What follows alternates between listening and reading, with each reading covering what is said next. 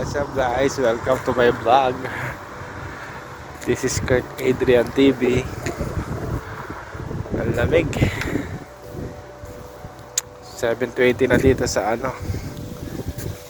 sa Canada. It's Tuesday. 1 week na sa trabaho. Nag-a-adjust pa rin. Nihintay ko yung boss ko. 5 lang kami dito 5 lang kami sa shop namin.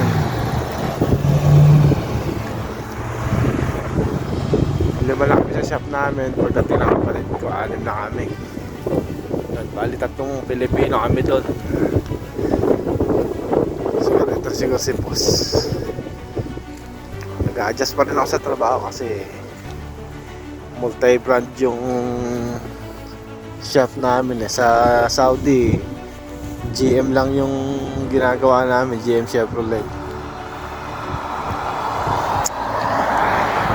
So nag-a-adjust din ako sa mga kasama ko. 3 Canadian, 2 Pilipino ni Edgar. Shoutout kay Edgar. Kasama ko kasama kong technician doon yun. 9 years na doon Mabait siya si Edgar. Tropa yun Ayun, welcome to Canada. Yung mga wala pang dahon yung mga puno dito. Yung ibang puno wala pang dahon. Enjoy naman sa trabaho. Challenging. Sari-sari sasakyan ang ginagawa namin. Enjoy ako dito sana sa trabaho. Masarap, masaya, kahit pagod. Sarap itulog sa gabi. Mahimbing ang tulog Ayun, nag-a-adjust din ako sa oras. Kahit alas 10 ako natutulog sa gabi. Alas 3 pa rin ako ng madaling araw nagigising. Ewan ko kung hanggang kailan ako ganun. Enjoy naman kasi nakapagluto ako ng maaga. Yan, nakakakain ako. Hindi ka mukha sa Saudi. Alas 7 na, nasa bahay pa ako. Sarap buhay. Sa trabaho, mas madali yung trabaho dun sa Saudi kaysa dito. Pero dito, challenging kaya maganda. Mas marami kang matututunan. Advantage pa doon, sari-sari sasakyan. So, if ever na kahit saan ako mag-apply as a technician, na-experience na natin gumawa ng ibang sasakyan, di ba? Alright. Tagal liwas. Hiramin ko nga pala yung bike niya. May bike dun sa garahe. Yun nga pala yung bahay ni Grandma. Yan, shoutout kay Grandma. Mabait yung Grandma ko. Sa mga tita ko rito, shoutout kay Tita Beng, kay Mami, kay Kuya Dan, kay Ellis, kay Tanya ako. Alright. Shoutout sa mga tita ko rito. Kay Tita Betty, kay Hussein, and kay Kuya Jake, kay Tita Lita, at sa nanay ko. Si nanay nagpapa-shoutout Shoutout kay Dudong, kay Joyce. Ayan. Ay, kapitbahay namin. Hi, good morning. Good morning, sir. I'm great. Have a good day. Take care. Ayan. Kapitbahay namin dito. Secretary ng school. Doon papasok si Kian Kapit ko na yung asawa niya. Mabait ng mga Canadian nga pala rito, guys. Mga ibang klase makisama yung mga Canadian dito. Mabait. Nanginginig na ako. Ang kati sa kamay ng lamig. Parang yung kamay mo nilagay mo sa loob ng freezer. Gloves ako, hindi ko na sinuot. Oh, malakas ang hangin. Saan ba? Gumagalaw yung puno. Yan. This is my 1 week of working here in Canada. Enjoy lang, enjoy. Enjoy lang sa trabaho. Huwag ka magpa-stress. Everything's under control, under the sun.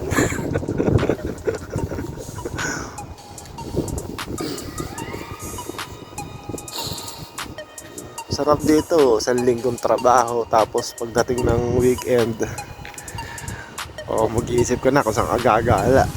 Kaya pipick upin ako ni Nita, tapos gagala kami mamasyal. Ganun din pagdating ng Kia, tsaka ni Joyce, tsaka ni Sangko, yung kapatid ko. Parating na dito yun siguro next month. Meron na siyang visa eh. Yun, sa paligid naman, napakasarap dito sa paligid. Fresh na fresh. Kahit maglakad ka ng hapon, lamig ng hangin. Tapos yung paligid, mabango. Talagang natural na natural yung amoy. Hindi siya pollution.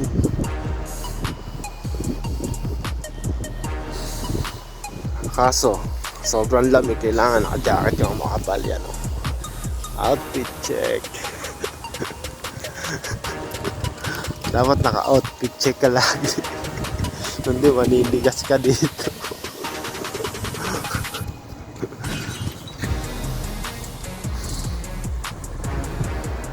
Yan. Tsaka maganda rito, malakas mga pogi. yung skin mo rito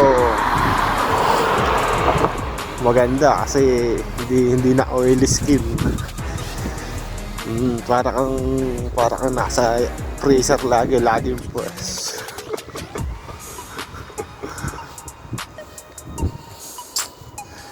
Ayun. Mamaya doon ako mag-video sa akin. Hindi ko kasi tagal. Ay, shoutout nga pala sa inyo. Sana makapunta rin kayo dito sa Canada. Basta mangarap lang kayo ng mangarap. Pag naabot nyo na yung pangarap nyo, mangarap kayo ulit. Step by step lang yan. Trust the process. Kahit ako din naman, di ko inakalang makakarating ako rito eh. Pero sabi nga, yung ibang nagpupursige na makarating dito, hindi pa nila oras para makarating dito. Pero ako din, ganun din naman ako nung una eh. Hindi ako nagka-interest dito. Pero nung napansin ko yung mga katrabaho ko, tapos yung mga katrabaho ko na kasama ko sa Saudi, sa Damam, sa Kalapate, Julius, Kalagray, yan, Kalapoknoy. Yo, what's up guys? Dito na sa trabaho. Ito nga pala yung ginagawa namin. Malamig dito. Nga pala si Edgar. Sa mga Pilipino.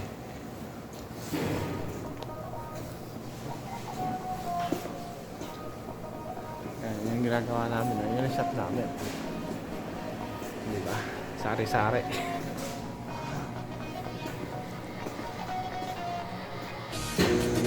Ito si Edgar. Ba't yan?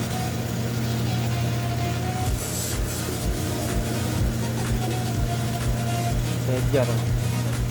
Yeah, shoutout ka muna. Mga kababayan. Yeah. Eh? This Wade. What? Say hi, Wade. No. Why? Are you shy? Mga pala mga ginagawa namin ito. Yan, transmission. So paano guys? Trabaho muna ako. Let's do this. Peace out! Peace out! Guys, welcome to my vlog. Mga pala ginagawa ko. Binaba ko yung transmission. Kinabit ko yung transmission. Ito pa yung isa, oh.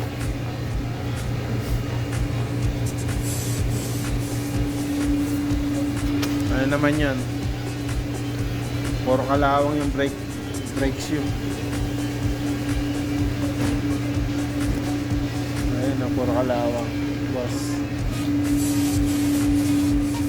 Ano pala yung boss ko?